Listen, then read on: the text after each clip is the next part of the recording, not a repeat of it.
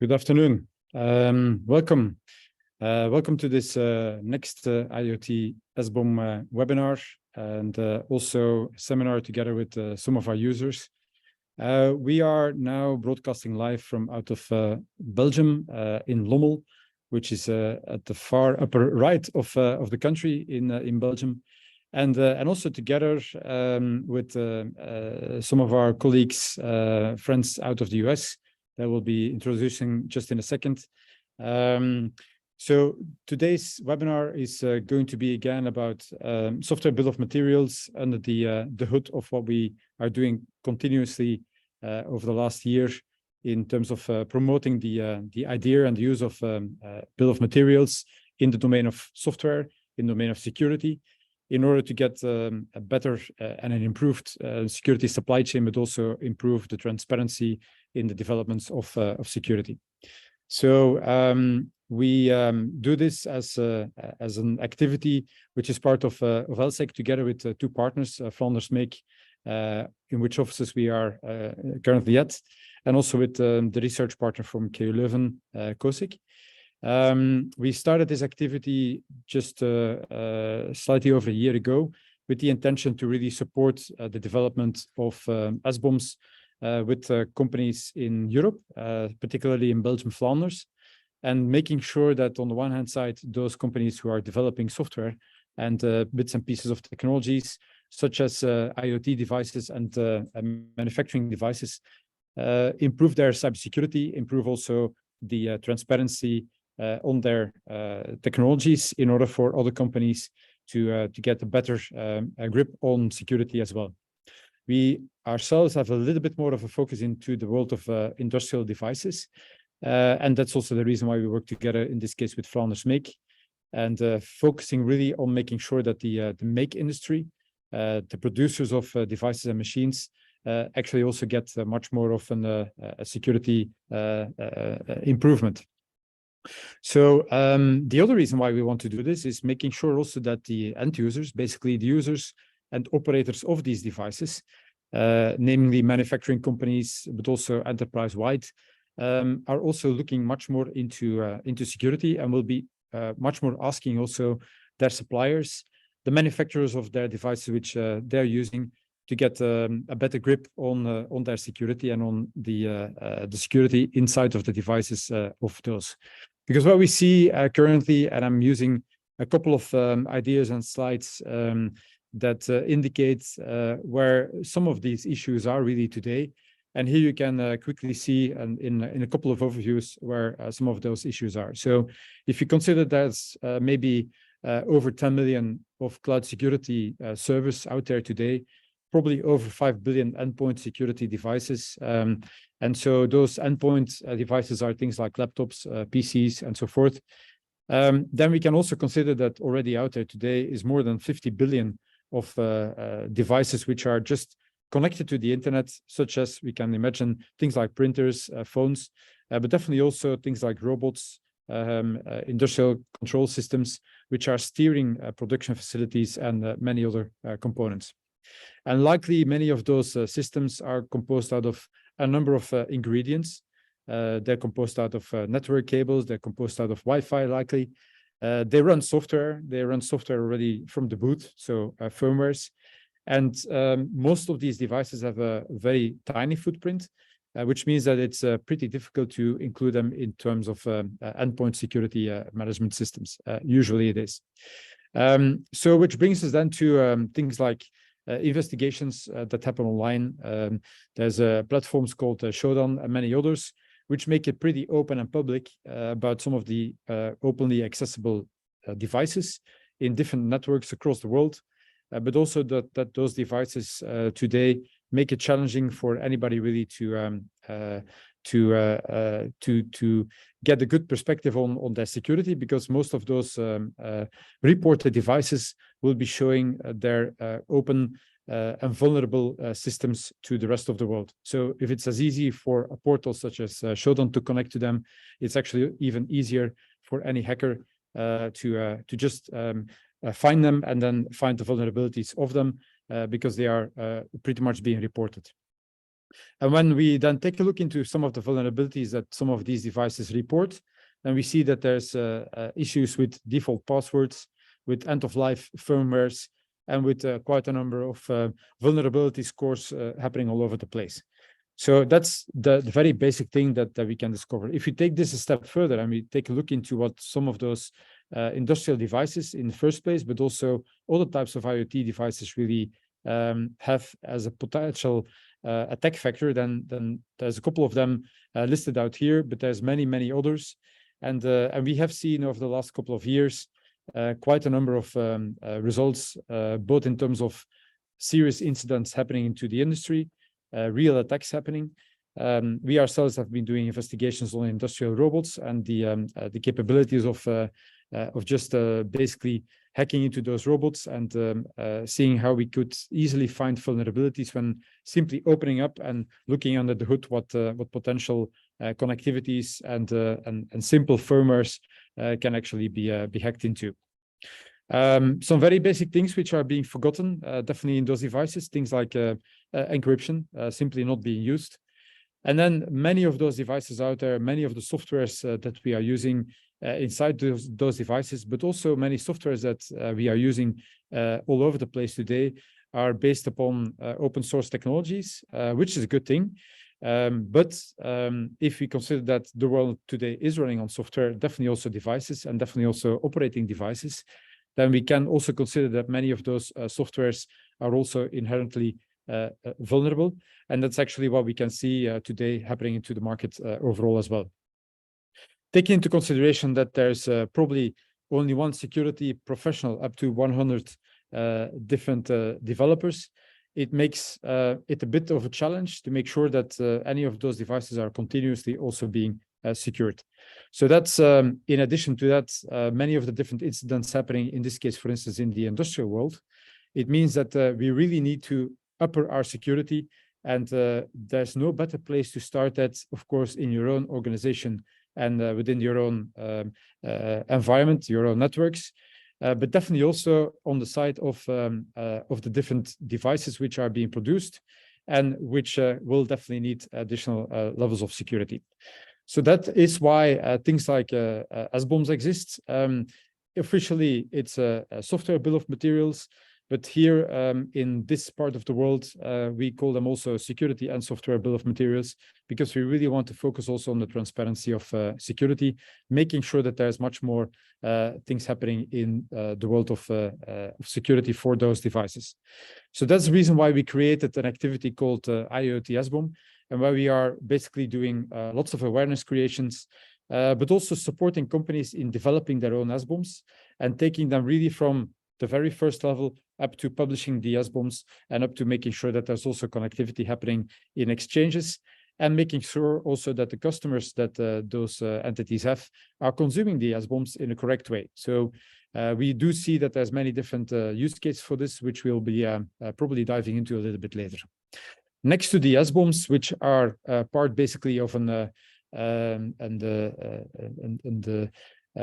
presidential act in the US, which is requiring a number of industries in the US to develop SBOMs, but also to start consuming SBOMs, specifically in the domain of any US government agency, but also healthcare, and then also in the domain of energy, which we'll be talking about in a very short while. But not only the presidential act in the US is demanding for SBOMs. In Europe, we have something similar, which is called the Cyber Resilience Act. It's not yet out there. The act is still under development.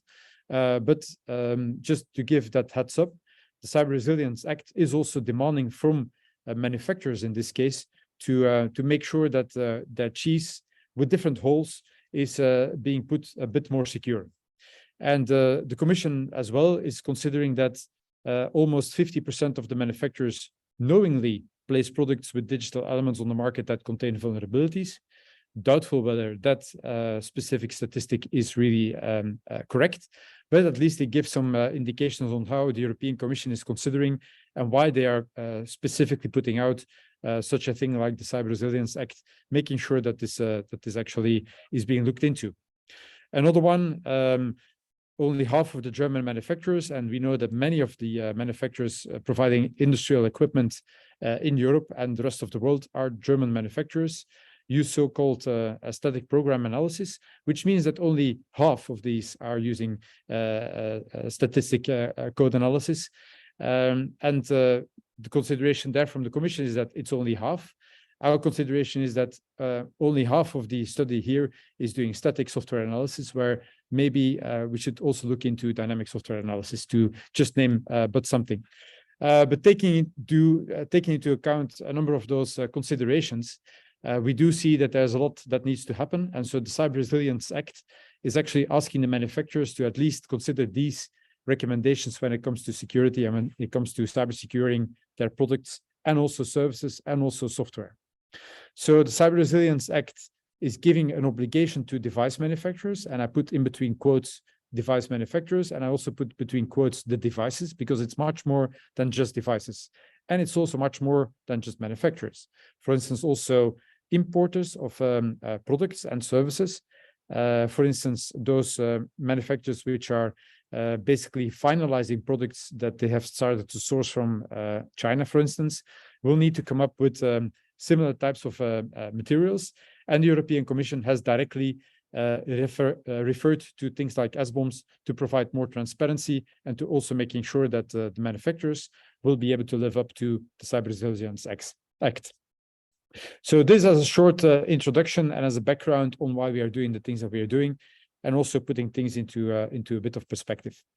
But handing it over now to our colleagues and friends in the US. Good morning to you, Chris. And I see that the sun already started setting also in the US. You're calling in from Florida, if I'm not mistaken. Chris, you're on mute. The usual thing that happens in right. Exactly, from Florida, a bit north of Daytona Beach at the moment, St. Ormond's Beach, and good to see you. Thanks for having me. It's a beautiful morning here, and I hope can we see some gators actually just behind you in the boat? I don't believe there's gators at the moment. They are there though, and sharks and dolphins and manatees. More manatees and dolphins than gators. You know, it would be such a fun thing to see if at some point in time an alligator drops up and looks into you. Well, so this is, to give folks some background. So this is the Florida Intracoastal Waterways, the Indian River Lagoon, which runs along the east coast of Florida. And I'm calling from Sam Clemens, which is one of a pair of solar electric experimental boats we've been building and sailing around, which is always a great analogy for all these things we talk about, both in planning and strategy and so forth, all sorts of great nautical themes, but also these are IIoT boats, right? I'm talking to you through Starlink, there's Alexa and there's, various things. And we're formed a company out of this. We're building autonomous vessels. So with one of my hats is a manufacturer of that company, Algaterra. And so we take all these things seriously, so whether with, to run through my background bio real quick, right? Right now I'm vice president of strategy with Cybeats, which is a software bill of materials tooling company. So I have a very specific interest in this and a perspective from that point, watching over the last year, particularly, the adoption of SBOM and proliferation outside of the public space, from the U.S. federal sector and of course, internationally. And as you say, this eventually pushes everywhere because like the internet, supply chain is one of this everything issues. We're not talking about 80% or 70% or 37%. The supply chain is every organization on earth, and we all connect to each other. And we have to be able to speak about the contents of the things we use, which is where this whole software bill of materials things come in. So today, thinking about our context, so I'm gonna walk through the slides that Kate Stewart at the Lion Foundation I gave at the RSA conference in San Francisco last month. We're specifically talking about how this applies to the energy sector. And so Kate leads the SPDX effort, which is one of the two predominant SBOM formats out there. And people need to understand where we are in time in all issues. So this is both a very early issue. We're a few years into SBOM. And it's also one of the oldest issues. I like to talk about the clay tablets in Mesopotamia and Hammurabi's code. So we're both building on systems of inventory, knowing what we have that are really quite phenomenally mature, and this brand new application of, well, if what we have is code that creates itself every nanosecond, how do we tell what we have? So yeah, and all right, since you're doing the slides for me, if you go to the next one, please. So the point, one of the first fundamental points to understand is that this is one of these, again, everywhere things. We talk about security right now, but frankly, knowing where the code is that you bought or wrote or created or where it came from is efficiency, right? So it'll be driven by all sorts of things: security, risk management, operations, licensing, compliance, and just economics. It turns out it's really expensive to spend a lot of money on software and not know where you put it. Next slide, please. And, as we all know, I'm not going to beat these individual slides to death, but, it's everywhere. Anybody that's been working in the industrial space and IoT, IoT itself is actually 20 years old, 10, 15, 20 years old as a term. We talk about industrial IoT, but basically software has gotten into everything. And so whether we're looking at the energy sector or any sector is unavoidable at this point. Next slide, please. And the open and proprietary, just to dwell on this one for a second, open source code is everywhere. Again, the fact of the internet, the way it works, open source, open standards, none of this can function without it. Vendors, that, like Cybeats or Cisco that I worked for in the past, or Unisys or any company, can't write everything from scratch. Most things come from open source. We use libraries that do functions like printing and doing basic things, and build them into our commercial products that we build, we use, we consume, we all rely on. Next slide, please. So let's look at, okay, so we lay the groundwork. Again, SBOM is really, really simple. It's the side of a can of Campbell's soup, right? What's inside this soup? What's inside this software? If you think about it a little bit, turns out you can have lots and lots of things in there, but like the list of ingredients on the food products we're all used to, you can drill into all those too, down to the molecular level. That's kind of what we're trying to put together for software. So the agreed fields you see on the screen are what, in the US with some international participation, the public and private sector agreed to say at least this much. And, we can, again, expand on each of these, the values of these fields, can give you better information. There are issues, rampant with this. Again, like the internet, kind of every issue you can think of. Naming, if companies don't use the same naming conventions, or if a company buys another company, then changes the naming of software. How do we map all that stuff together? Next slide, please.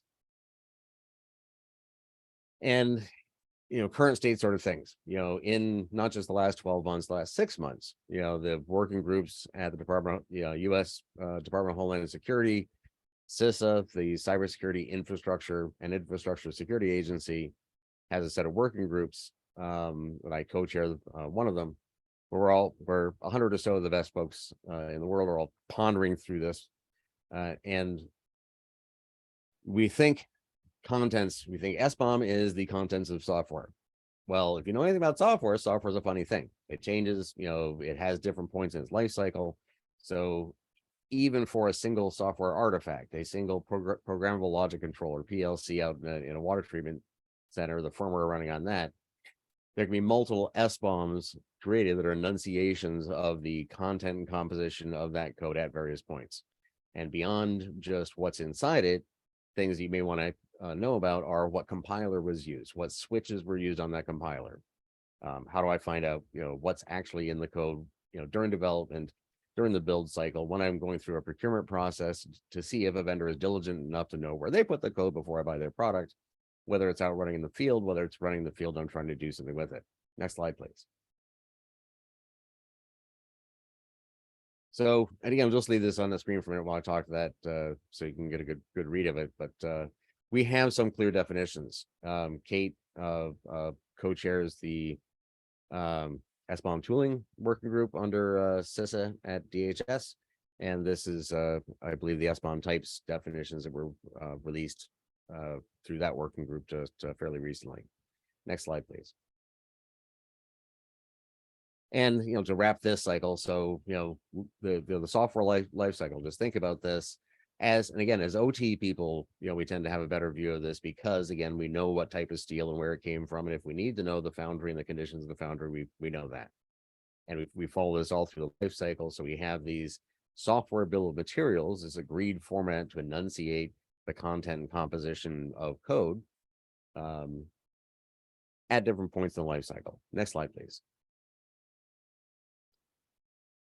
So traceability, and again, in many ways, the operational technology, the industrial space has felt a little behind, during my career over the last couple of decades, because the IT space, the information technology space is so cool, it gets all the money and has the neat toys. But again, in OT, we're used to figuring these things out, finding out, as I said just a moment ago, the runtime SBOM of the code that's actually running out on the PLC, and the deployed SBOM and the build SBOM and the various other forked build SBOMs of content, code content, and libraries and so forth below that are things that you want to be able to know to a level of diligence that you would in a similar situation if it was material science. If that's a really, really high pressure coupling and so forth, then you may want X-rays and provenance and so forth. Or if it's very low pressure, you may not. Next slide, please. So we're trying to put that all together for software, right? All the way back into the source level. For the talk, I think Kate and I were going to give a talk the previous RSA, and the premise for that one was, in the end, you will be able to get all of the source code, all of it. And I believe that's actually true. This is looking a little bit further down the road, but all of the source code that you should have access to. If you have a device in your hand and you have a certain amount of authority on that, you should, in much less time as it takes me to say this, look back and be able to see the actual lines of code at every level of depth right now. Why not? Next slide, please. So let's put this in a particular scope, in the electric sector, something everybody's very familiar with in an audience like this. We're very familiar with it. Next slide, please. Stakeholders, and again, this is a point in time comment. Right now in the CISA working groups, in the global community, and so forth, just deciding who the stakeholders are is a point of contention. And there's two very valid ways to look at this. One is I write code and you make code. There are two stakeholders. They're particularly in the sharing context. I'm going to create an SBOM. You're going to receive an SBOM, and maybe it's like that. Maybe it's Legos and turtles all the way down, and every individual interchange is effectively the same. Or maybe, and I like using the electric sector as an example, if the lights go out where you are right now because of a software supply chain flaw, that a weakness and vulnerability that was not implemented by other stakeholders building and operating the grid, then all of a sudden, as a voter and influencer, you're creating a policy that everybody else has to live with, right? So where does this information flow? Who are the stakeholders involved? Very hot topic, but in this context, the electric sector, this is one valid way to look at it. Next slide, please. So I mentioned earlier, the supply chain security or supply chain contents, there's everything we're doing for security here with software contents maps to functions that we see already existing in the world, in the industry, from various perspectives. From the cybersecurity perspective, where on the upper right here, you see private sector information sharing, which is what we're doing here. Nonprofits around the world, some of them specifically, information sharing and analysis organizations, ISAOs, ISACs, CERTs, organizations that are there for the purposes of sharing this information, or specifically cybersecurity information or other information, archives and records management, libraries, the whole library sciences system, and the public sector information sharing, all of our governments, the people we pay to do these things that we all want to do as groups and share certain information in certain specific ways, industry associations. So again, obviously the vendor and the utility in this case are stakeholders in this, the integrators along the way. And it turns out, again, turtles all the way down, we're all integrators. Even the largest OEMs in the industrial space buy products, use open source code, bring things in, build this into products, move them down the pipe. Who specifically to call out here? So Regulators. So generally speaking, regulation isn't in place. Depending on your jurisdiction, maybe there's some out there, but you can interpret things certain ways. In the US Canada electric grid, for example, the NERC CIP 13 regulation requires diligence in supply chain, and it's a very it's not the prescriptive like the other first 12 NERC CIPs where you do these specific things. So obviously there's going to be development there. We would all like to see organic systems come out that don't require regulation, but don't be surprised at some point where, depending on where you are in this chain, if someone says, no, officially you have to provide this information. Here in the US, for example, the Food and Drug Administration in the medical sector, is mandating that to sell into, US federally managed, if you look up the exact wording, but customers in that space, you have to be able to provide as a vendor a software bill of material. So we'll see each of these groups of stakeholders, the entire open source development community, the data value add folks, a lot of interesting companies there right now, people who traditionally have been ripping apart pumps and valves and computers and debrading chips and so forth, and providing that information to vendors and utilities. So as you think through this, knowing what's inside the product, knowing what you have, knowing what you're building, knowing what you're building with, supports all sorts of functions, not just security. Next slide, please. So I think I spoke to this enough for this purpose again, but each of these, some of these, the text on the screen here are actual experiences that are happening out in the world, and or thought processes of the various stakeholders, at least in my words. So pick one up. We're still talking about vendors a lot. Managing risk and efficiency. Managing risk on the security side is fairly obvious, but around the world in the financial sector, the world's biggest banks have been working on this particular issue for several years. It's not just software bill of materials, it's custody attestations. Who inside the company, inside these huge companies, was holding the code, touched the code, passed the code, signed the code in. How do I put all that information together? When you're managing billions of lines of code, turns out to be really expensive. The sheer economic efficiencies are driving an awful lot of that. Next slide, please.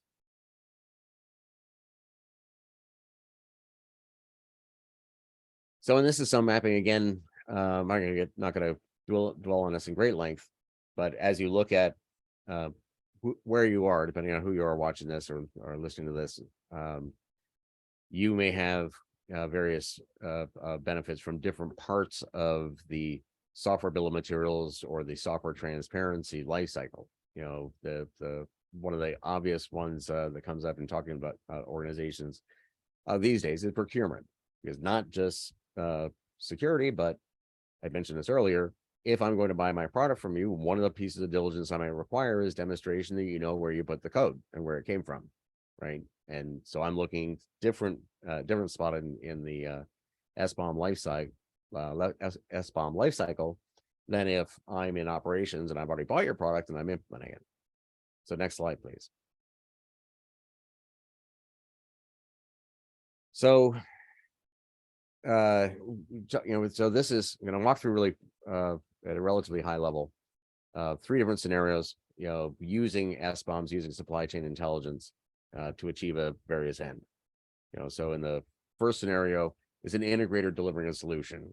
And the second scenario, if utility operations, as I mentioned a moment ago, installing a product I just built. And in the third scenario, utility dealing with a security problem. Something's happened, there was a vulnerability, now what? How do I use this information? Next slide, please. And, to speak to the title of that one, this is where, I believe, and Kate and I delivering this, these slides originally, we believe this is where the world is going to be in 10 years. We're all going to be doing these things, right? So the utility operation installing a new product, inside the flow of this, the vendor, and you have the procurement part of the utility, and looking at the build SBOM for the individual product from the integrator and doing the risk analysis on that. Looking for presence of vulnerabilities, do I have access to the, that pause is, there's a lot of rabbit holes in this area. The SBOM sharing working group is the one that I co-chair with CISA, which I think is fascinatingly problematic. Because inside, before you can do this, you need to do all these things, right? So presence of vulnerabilities. When you start thinking about the volume of potential information you could be getting into your procurement operations at a utility, if you're really going to be looking into every line of code, what I think we're really talking about is in the procurement cycle, being able to to prove that the potential provider can provide access to, so software bill of materials will probably, in my humble opinion, nest in repositories all over the world and be accessed in real time by end users who are doing things like that. Somebody in procurement getting a software build SBOM from a potential vendor and running it through a system, or manually clicking on things and showing that yes, I can trace back like a saying a stack of gold bars, perhaps, right?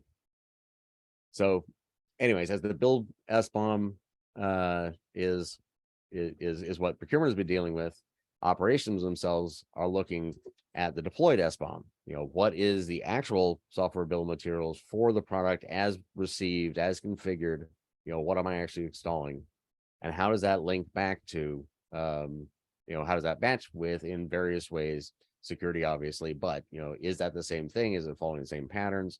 And I think we'll see interestingly mature processes develop in mature organizations in specifically this stage.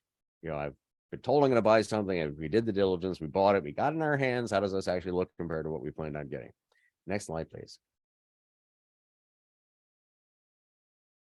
So, and of course, this is always the fun one. We're security people, or if we're not security people, we're watching and listening to and attending to the things like this because we heard security is a big issue that we need to deal with.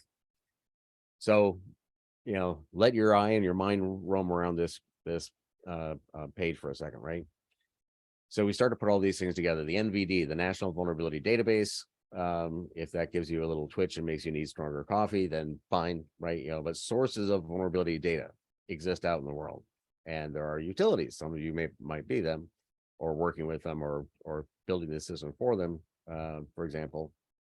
And there's an integrator out there that sold them the system, that sold them the substation that they're using, and that includes this product that has this component that has this code on it, that includes the library that has a vulnerability that's been exploited out in the world by a nation state, right? And so to walk through this, all right. So if an indicator of compromise, an IOC in industry terminology is just what I said a moment ago. Not just that there's a vulnerability, lots of vulnerabilities, and not just that the vulnerability could be exploited in a particular instance, as for example, deployed in an individual product out in the field. But in this case, somebody obviously knows about it. Somebody spent an awful lot of time thinking about it, and has in the sort of most Hollywood sense, which in fact actually happens to the real world sometimes, taken a nation state act that we would see on international news, similar to a kinetic event like firing a rocket, right?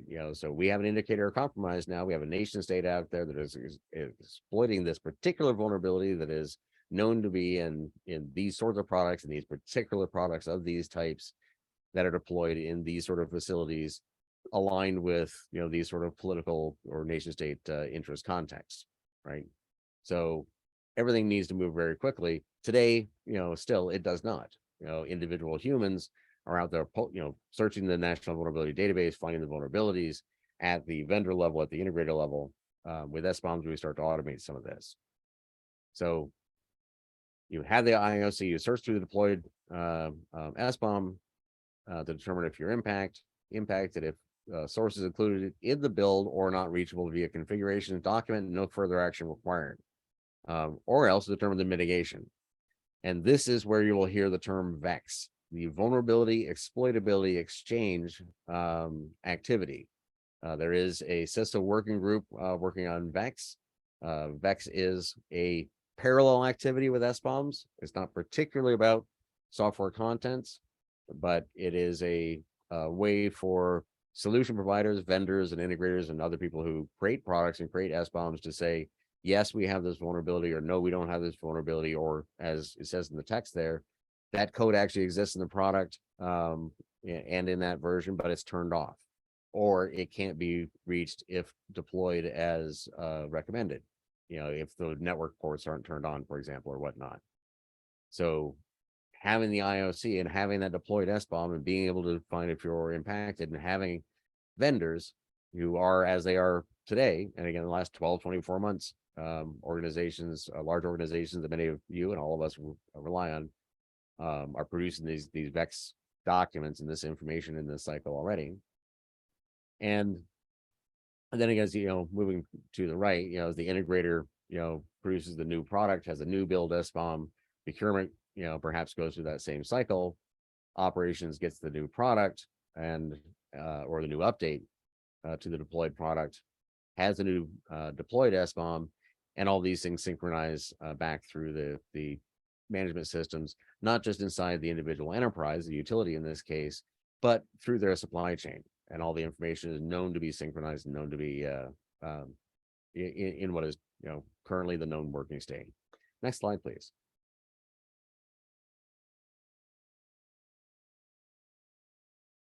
So so this was the takeaways, and again, I'm using the RSA slides for our purposes.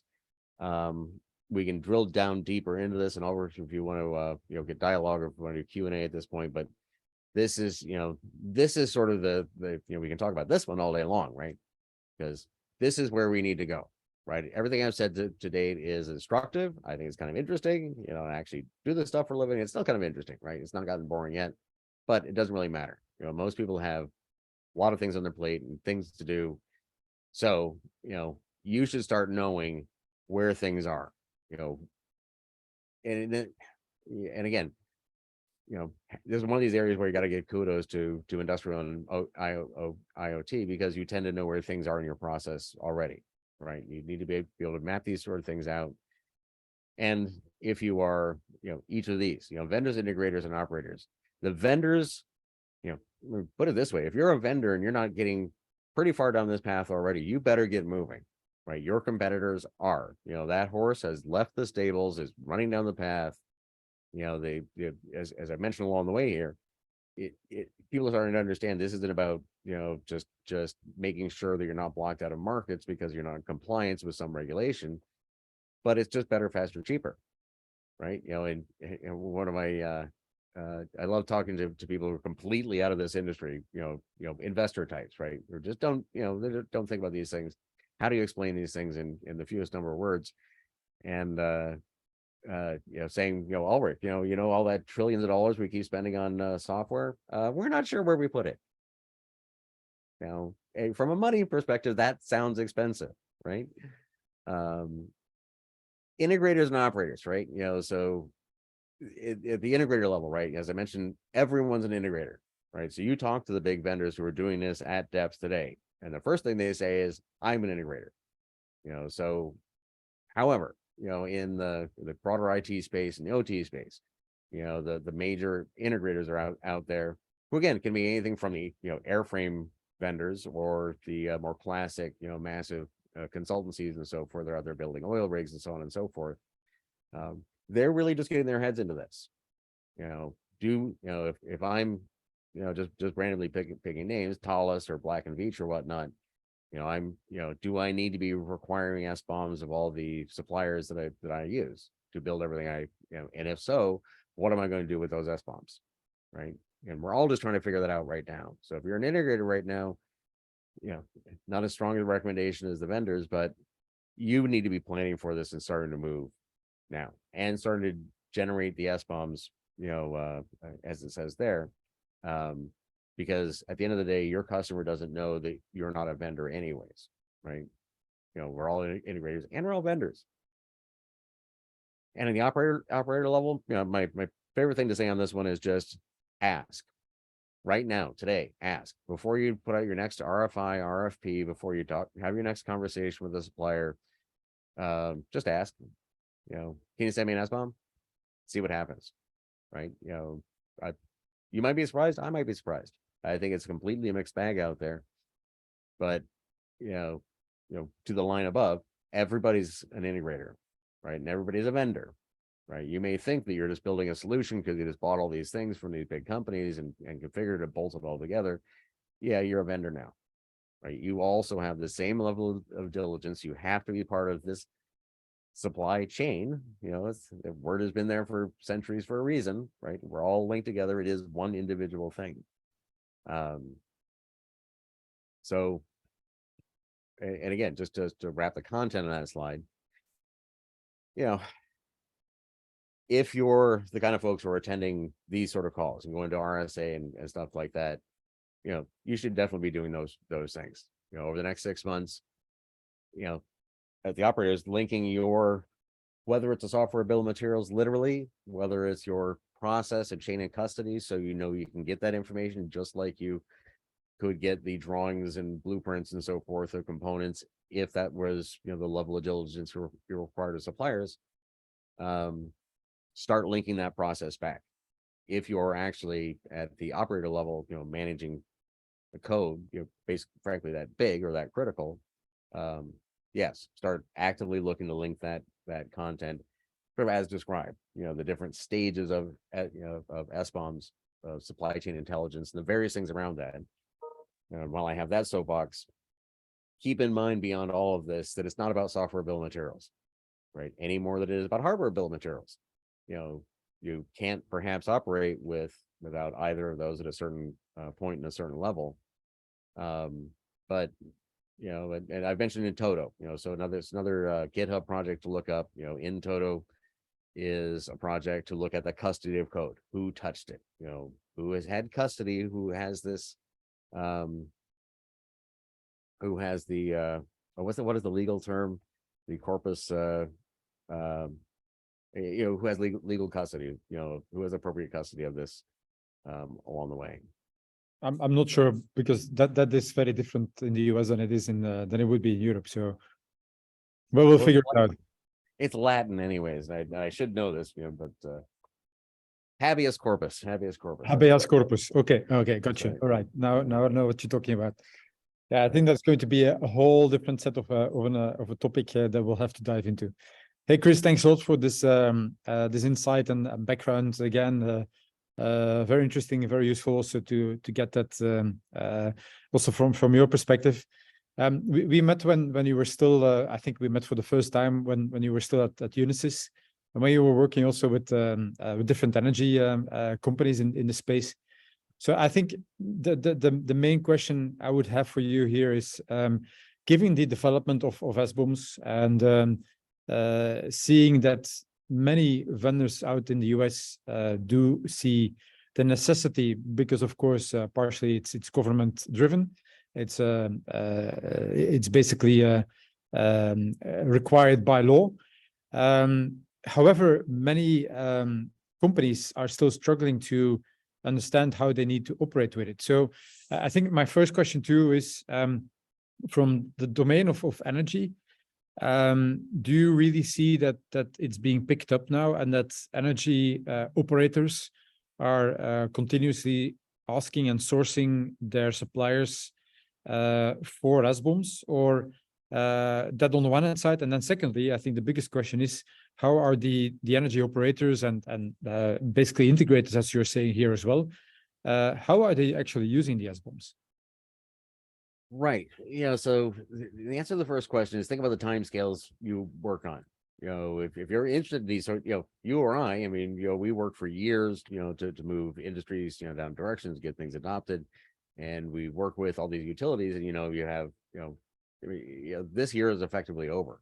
It's almost July. If you haven't planned it out, and if it's not already, in process of getting in place, it's not happening until next year. So this is why, from the utility perspective, I'm serious. Ask. Next conversation, ask. Start asking, because it'll work itself out. By the end of this year, you'll find that becomes part of your normal process. And in the second question really is what are people doing with? And that's an earlier point, so again, all vendors, if you're not doing this, hurry up, you got, your hair's on fire, the warehouses, run, do it now. But on the operators, consumers, not just in OT, consumers are saying, oh, now I'm requiring these SBOMs. Now I have a bunch of SBOMs. What am I going to do with them? Right. Which is a bit of a, dwell on each of those for a second. At the vendor level, I know, we know, right? And this is, I can't, got to be transparent on this one. This is, Cybeats, this is what we do. Our customers, people who make a lot of SBOMs, and we don't do that making SBOMs part. We do the, now that you have a lot of SBOMs part, right?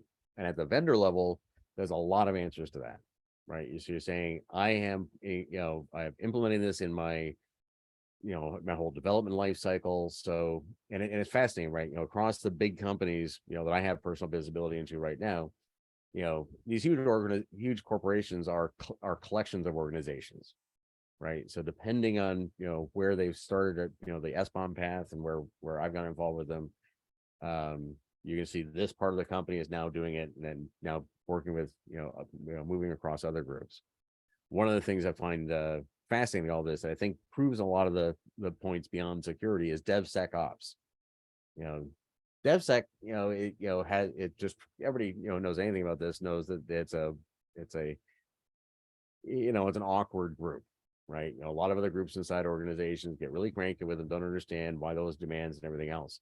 And we're finding, that organization tends to be a lot happier, right? Everybody likes them a lot more because they understand why. Why are you telling me I have to do all these things? Look, so just giving this transparency, it is enabling a lot of things inside vendors, right? And I have to, particularly in this sort of audience, use the analogy of OT monitoring. 10, 15 years ago, that was another similar, torch of mine to carry around. It's like you can't see what's going on in your networks at all. And now, if you're a utility of anywhere in OT and you don't have some network monitoring to have some idea what the traffic is on your networks, you're already out of operations, right? So similarly with this, and again, you see this social culture inside organizations. You're being more transparent. DevSecOps is absolutely necessary. You should be doing those things that way. But if you're just using that to beat another group over the head and tell them they're bad folks, it's not going to work that efficiently. Specifically in this area where you're going to say, here's why, here's the reasons, really quickly, easily.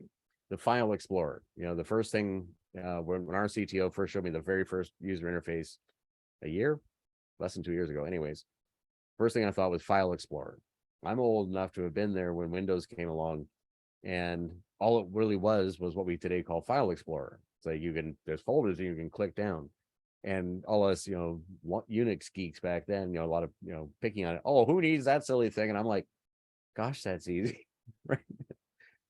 So this is kind of, we're in that file explorer age of SBOMs, like, or software contents.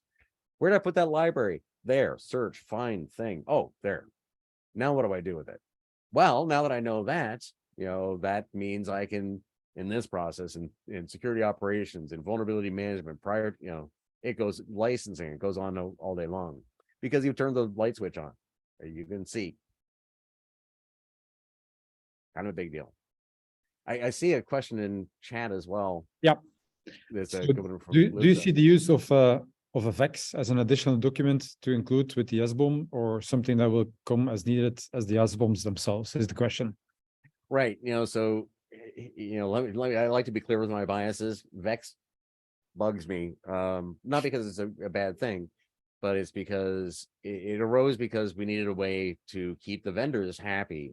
Say 5, 6, 7 years ago, it is a very small group trying to solve this, and a lot you have to have the vendors at the table. So normal sort of thing in information sharing. If whoever and I've been this person, and I've been this representing these organizations many times in my career, if I'm going to have the liability for this and everybody's going to be looking at me, how do I deal with it? Right. So a VEX is a way for a vendor to say, yes, that library is, as we all found out, Log4j, it is in our products, but we're good vendors. We're paying attention, and, it's in these places. And, as I mentioned earlier, VEX could say it exists, but it's not exploitable. The vulnerability exploitability exchange. How do I exchange information about this specific exploitability of an actual vulnerability? Right. So I could say, Blask Inc., product that you have does have the vulnerability about, and the code exists, but it's not turned on, or it's turned on, but the part that can be exploited isn't turned, there, or the exploit actually needs to use something else to communicate to the vulnerable part of that, and in our product that doesn't exist, is not turned on, or it could be exploited if you deployed it, against our recommendations. So please check these three things, right? So, in to Luca's question, think about the SBOM you want. Are you procurement? Are you operations? Do I want to get the SBOM hot off the presses with the individual, instance of a device or something I bought? Do I want it, because I'm planning on buying your stuff, and I want to plan forward? Do I want, so the short answer is sometimes. So let me get into SBOM sharing for a second, right? So SBOM sharing is could be done by any form of human communications. There's at least one organization has already said, we're just going to put them on our website, right? Where, complete transparency. There's obviously others who will say, I am a little uncomfortable. I want to put whatever restrictions on it, from light to, draconian, anything, right? That's my intellectual property, or there's, a huge risk involved, or whatever it is. But one of the standard sort of things is, you bought a product, received the SBOM. So you think about it that way. If I'm have a product and there's a software build material with it, that is the build, or let's say it's the build SBOM coming from the vendor. It's in there in the stack of documents. Could be printed out literally, right, on text, or it could be electronic file. Do I also include a VEX? Or at that point, if I'm shipping the product, I should have fixed that vulnerability anyways, right? So I'm thinking if you're looking at that SBOM getting with the product when you actually purchased it, I don't think I'd expect a VEX. The longer, the next answer to your question is, so I've got a relationship with my supplier and they're sending me an SBOM on request or on when conditions are met. If this followed by that, I'm sorry for the sun. If this followed by that, if there's an IOC, we agreed in contract in advance that you will get me the SBOM, of the appropriate SBOM to fit the purpose. And a contract may say, and the VEX with it, and and your team will contact my team, and so on and so forth. So the answer to Luca's question is interesting because it sort of illustrates, how this, intelligence will be moving around or not. Yep. Yeah, and do you think that will still be able to be steered by the manufacturer or the vendor, depending on who you see it, or basically the integrator? So basically the one that produces the SBOM? Yes and no, right? So in the stakeholder slide, talked a little bit about what do we call them there? The data enhancers. I'm a vendor. It's my product. I sold it to you. It's kind of the right to repair concept, right? Maybe I bought a product, but I want somebody else to maintain it, or I want somebody else's view on it. So the SBOM may be coming from a different source. But I think, as a manufacturer, I'll say this, as a manufacturer, we provide SBOMs. Cybeat provides SBOMs. Those are our SBOMs. So we can control that. And the rest is up to, relationships. Yeah. So in the current state of, let's say again, in the domain of energy, in this case, is the traditional suppliers that you find there, are they already providing their SBOMs the way they should be? I mean, are the SBOMs that you see, are those the ones that you can say, okay, those are the ones that I can really work with? Can those SBOMs actually help you? discovering vulnerabilities about the suppliers, about the equipment that's being bought?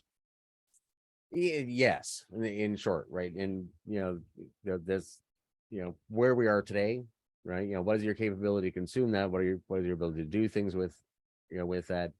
We're in the world again where I'm taking this opportunity every when I can to encourage people just to make sure they ask for one.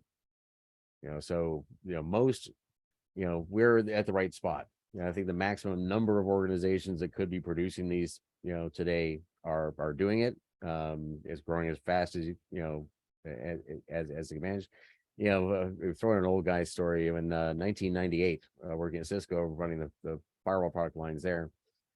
We had this huge problem because we promised to deliver 100 megabytes per second of IPsec triple DES encryption VPN, and we partnered with a company to do it, and it hadn't worked. It was like 2 years late when I got there, and we finally canceled all that and just gave away routers that would do 10%, 5% of that.